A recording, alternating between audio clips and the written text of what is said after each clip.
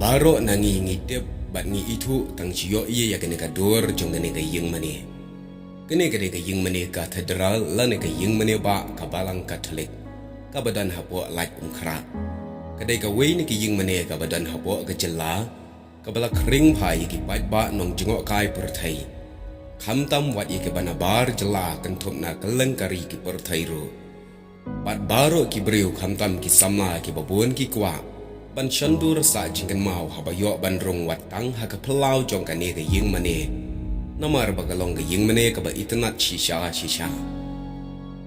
Te kendiat tungin ya pai bat ya pek syapang ka ne ka yeng mane. Menno la seng ya ka bat ha ka snem ayu la seng. Kat kum ka jing tho la ya tu bala taining kong ya ka ne ka yeng mane ha ulum ting kong halai kra kum ba ka dan menta. Ha ubanai jiliu kat praspa kandai puai.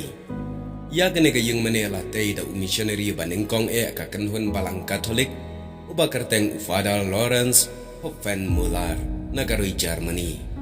Bat hadin kata la tei penhe pat ya ka sada Father Christopher Baker.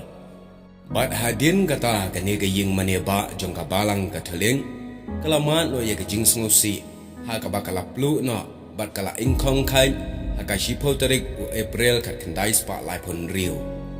Bat hadin kata ada aingu yo blai bala yo pat bantai thmai biang ya ka bala sedang bantai biang ya ka ha ka ar busan terik urisau khat khandai spa lai phun reu ha uju I usnam bala pendap ya kene ka yeng mane ha ka khat sau terik benai bapra khat khandai spa san phosau. Bat hadin bala dep la pen kerteng bat la ainam ya kene ka yeng mane da ka ba pen kentang ru ha ka kerteng jong ka Mary Help of Christian. Kumta kumbagalong hadu menta mene. Kini ka yeng mene kala kring shisha ke babon balang na kaleng saudong jong ka jela. Kumjuru kala wanra ya ka nam kaburam jong ka ri bagajak benriu jangi. Ka ktien jong belai ka ang. Hau ya pi latei ha kene ka temple.